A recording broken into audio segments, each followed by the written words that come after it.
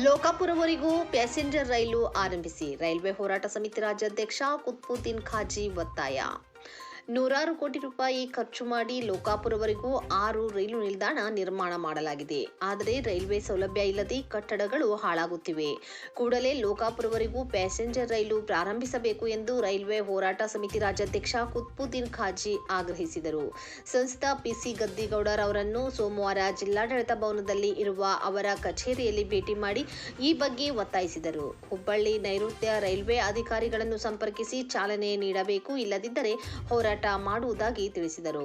ಲೋಕಾಪುರ ಮಾರ್ಗದಲ್ಲಿ Bagalkot Mysuru Basava express, Hospet passenger, Vijayapura Hyderabad express ಈ 3 ರೈಲುಗಳನ್ನು ಲೋಕಾಪುರವರೆಗೆ ವಿಸ್ತರಿಸಲು ಸರಳ ಅವಕಾಶವಿದ್ದು, ಬಾಗಲಕೋಟೆಯಲ್ಲಿ ಸಂಸದ ಪಿಸಿ ಗದ್ದಿಗೌಡರ್ ಅವರನ್ನು ರೈಲ್ವೆ ಹೋರಾಟ ಸಮಿತಿ ಮುಖಂಡ ಕುತ್ಬುದ್ದೀನ್ ಖಾಜಿ ಹಾಗೂ ಸದಸ್ಯರು ಭೇಟಿ ಮಾಡಿ ಲೋಕಾಪುರವರೆಗೂ ಪ್ಯಾಸೆಂಜರ್ ರೈಲು ಆರಂಭಿಸುವಂತೆ ಆಗ್ರಹಿಸಿದರು.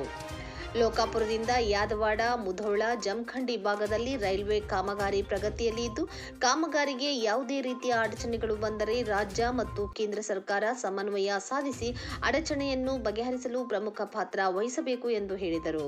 ಸಂಸದ ಪಿಸಿ ಗದ್ದಿಗೌಡರ್ ಮಾತನಾಡಿ, ಈ ಕುರಿತು ರೈಲ್ವೆ ಇಲಾಖೆ ಉನ್ನತ ಅಧಿಕಾರಿಗಳನ್ನು ಸಂಪರ್ಕಿಸಿ ಲೋಕಾಪುರವರೆಗೆ ಪ್ಯಾಸೆಂಜರ್ ರೈಲು ಪ್ರಾರಂಭಿಸುವುದು ಹಾಗೂ ಕುಡಚಿವರೆಗೂ ಏಕಕಾಲಕ್ಕೆ ಕಾಮಗಾರಿಯನ್ನು ಪ್ರಾರಂಭಿಸಲು ಕ್ರಮ ಕೈಗೊಳ್ಳಬೇಕು ಎಂದು ತಿಳಿಸುವುದಾಗಿ ಮಹೇಶ್ ಹುಗ್ಗಿ, ಡಾಕ್ಟರ್ ರವಿ ಸದಸ್ಯರಿಗೆ ತಿಳಿಸಿದರು.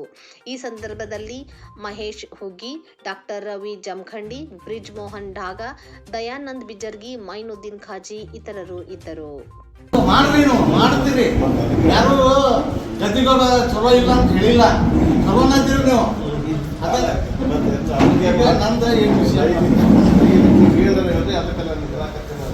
ನಿಮ್ದೇನು ಹೇಳ್ಬಿಡ್ರಿ, 5 ನಿಮಿಷ ಮುಂದ್ರಿ ನೀವು ನಮ್ಮ ಜಿಲ್ಲಾದವ್ರು ಅಂತೀರಿ ಸಾಹೇಬ್ರ.